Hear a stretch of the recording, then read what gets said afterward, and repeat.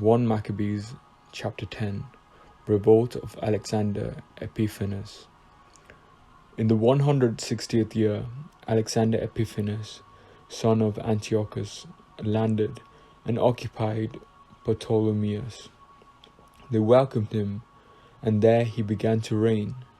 When King Demetrius heard of it, he assembled a very large army and marched out to meet him in battle. Demetrius sent Jonathan a letter in peaceable words to honor him, for he said to himself, "Let us act first to make peace with him before he makes peace with Alexander against us. For he will remember all the wrongs that we did to him and to his brothers and his nation." So Demetrius gave him authority to recruit troops to equip them with arms and to become his ally. And he commanded that the hostages in the citadel should be released to him. Then Jonathan came to Jerusalem and read the letter in the hearing of all the people and of those in the citadel.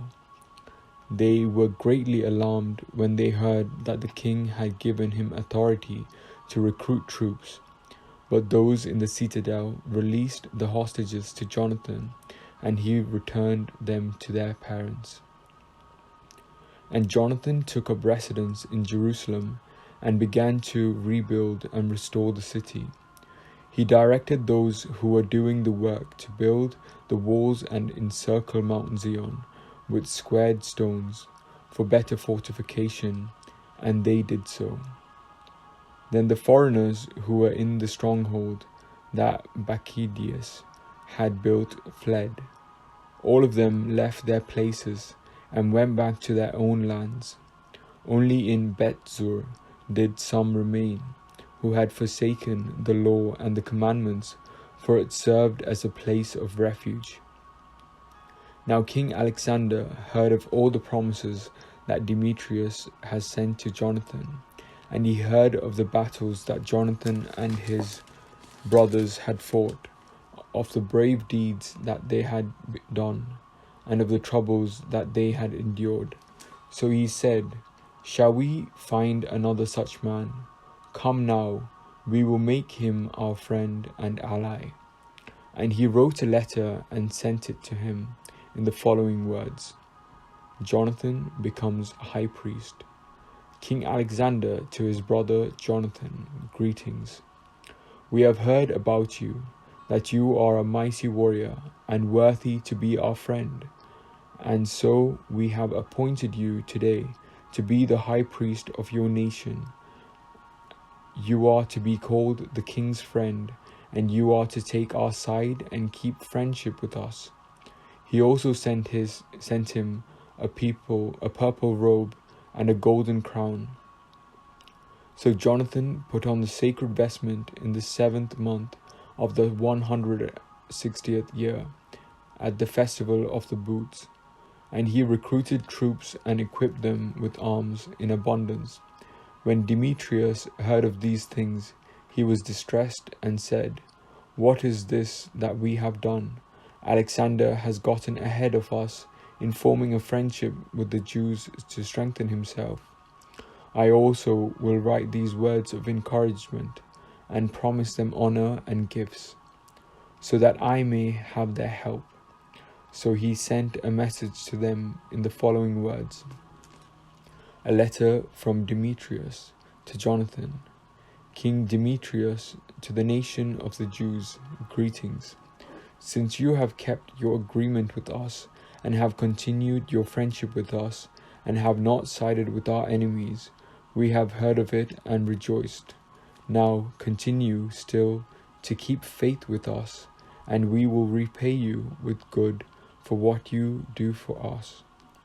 We will grant you many immunities and give you gifts. I now free you and exempt all the Jews from payment of tribute and salt tax and crown levies. And instead of collecting the third of the grain and the half of the fruit of the trees that I should receive, I release them from the day and henceforth. I will not collect them from the land of Judah or from the three districts ahead to it from Samaria and Galilee. From this day and for all time, Jerusalem and its environs, its tits and its revenues shall be holy and free from tax. I release also my control of the citadel in Jerusalem, and give it to the high priest, so that he may station in it men of his own choice to guard it. And every one of the Jews taken as a captive from the land of Judah into any part of my kingdom, I will free without payment, and let all officials cancel all the taxes of their livestock, all the festivals and Sabbaths, and new moons and appointed days, and the 3 days before a festival, and the 3 days after a festival. Let them all be days of immunity and release for all the Jews who are in my kingdom.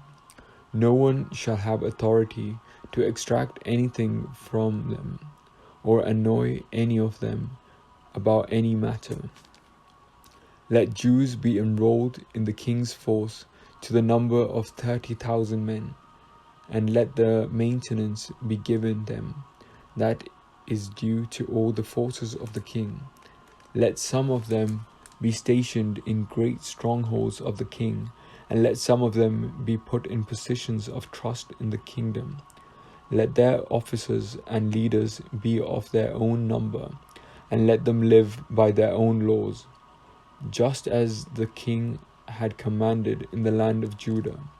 As for the 3 districts that have been added to Judah from the country of Samaria, let them be annexed to Judah, so that they may be considered to be under one ruler, and obey no other authority than the high priest. Ptolemaeus and the land adjoining it I have given as a gift to the sanctuary in Jerusalem, to meet the necessary expenses of the sanctuary.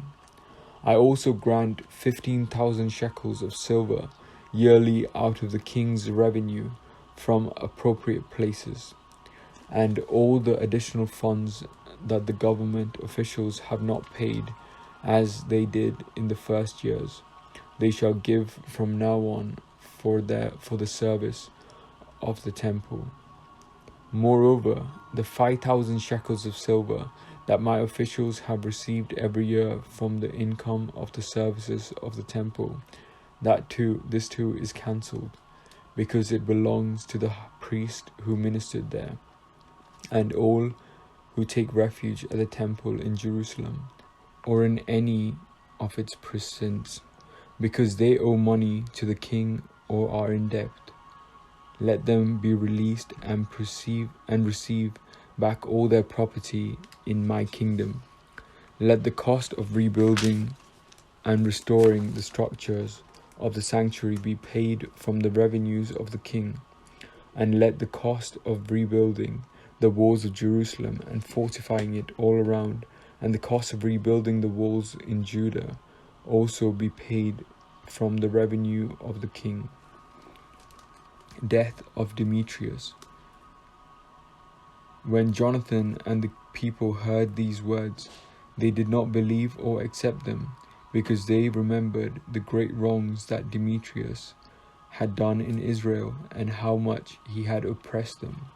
They favored Alexander, because he had been the first to speak peaceable words to them, and they remained his allies all his days. Now King Alexander assembled large forces and encamped opposite Demetrius. The 2 kings met in battle, and the army of Demetrius fled, and Alexander pursued him and defeated them. He pressed the battle strongly until the sun set, and on that day Demetrius fell. Treaty of Ptolemy and Alexander. Then Alexander sent ambassadors to Ptolemy, king of Egypt, with the following message: Since I have returned to my kingdom, and have taken my seat on the throne of my ancestors, and established my rule. For I crushed Demetrius and gained control of our country. I met him in battle, and he and his army were crushed by us, and we have taken our seats on the throne of his kingdom. Now therefore let us establish friendship with one another. Give me now your daughter as my wife, and I will become your son-in-law, and will make gifts to you and to her in keeping with your position." Ptolemy the king replied and said, "Happy was the day on which you returned to the land of your ancestors and took your seat on the throne of your kingdom. And now I will do for you as you wrote, but meet me at Ptolemais, so that we may see one another, and I will become your father-in-law, as you have said." So Ptolemy set out from Egypt, he and his daughter Cleopatra, and came to Ptolemais in the 162nd year. King Alexander met him, and Ptolemy gave him his daughter Cleopatra in marriage, and celebrated her wedding at Ptolemais with great pomp, as kings do. The king Alexander wrote to Jonathan to come and meet him, so he went with pomp to Ptolemais and met the two kings. He gave them and their friends silver and gold and many gifts, and found favor with them. A group of malcontents from Israel, renegades, gathered together against him to accuse him, but the king paid no attention to them. The king gave orders to take off Jonathan's garment and to clothe him in purple, and they did so. The king also seated him at his side, and he said to his officers, "Go out with him into the middle of the city, and proclaim that no one is to bring charges against him about any matter, and let no one annoy him for any reason." When his accusers saw the honor he was paid with, in accordance with the proclamation, and saw him clothed in purple, they all fled. Thus the king honored him and enrolled him among his chief friends, and made him general and governor of the province. So Jonathan returned to Jerusalem in peace and gladness. Apollonius is defeated by Jonathan. In the 165th year, Demetrius, son of Demetrius, came from Crete to the land of his ancestors. When King Alexander heard of it, he was greatly distressed and returned to Antioch. And Demetrius appointed Apollonius the governor of Cilicia, and he assembled a large force and encamped against Jamnia. Then he sent the following message to the priest Jonathan: You are the only one to rise up against us, and I have fallen into ridicule and disgrace because of you. Why do you assume authority against us in the hill country? If you now have confidence in your force, come down to the plain to meet us, and let us match strength with each other there. For I have with me the power of the cities. Ask and learn who I am, and who the others are that are helping us. People will tell you that you cannot stand before us, for your ancestors were twice put to flight in their own land, and now you will not be able to withstand my cavalry and such an army in the plain, where there is no stone or pebble or place to flee. When Jonathan heard the words of Apollonius, his spirit was aroused. He chose 10,000 men and set out from Jerusalem, and his brother Simon met him to help him. he encamped before Joppa, but the people of the city closed its gates, for Apollonius had a garrison in Joppa. So they fought against it, and the people of the city became afraid and opened the gates, and Jonathan gained possession of Joppa. When Apollonius heard of it, he mustered 3,000 cavalry and a large army, and went to Azotus as though he were going farther. At the same time he advanced into the plain, for he had a large troop of cavalry, and put confidence in it. Jonathan pursued him to Azotus, and the armies engaged in battle. Now Apollonius had secretly left 1,000 cavalry behind. Jonathan learned that there was an ambush behind him, for they surrounded his army and shot arrows at his men from early morning until late afternoon. But his men stood fast, as Jonathan had commanded, and the enemy's horses grew tired. Then Simon brought forward his force and engaged their phalanx in battle, for the cavalry was exhausted. They were overwhelmed by him and fled, and the cavalry was dispersed in the plain. They fled to Azotus and entered Beth-dagon, the temple of the idols, for safety. But Jonathan burned Azotus and the surrounding towns, and plundered them, and the temple of Dagon, and those who had taken refuge in it he burned with fire. The number of those who fell by the sword, with those burned alive, came to 8,000. Then Jonathan left there and encamped against Ascalon, and the people of the city came out to meet him with great pomp. He and those in him then returned to Jerusalem with a large amount of booty.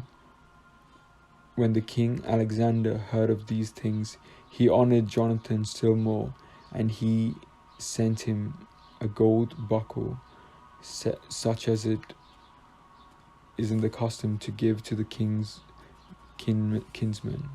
He also gave him Ekron and all its environs as his possession. This is the word of the Lord.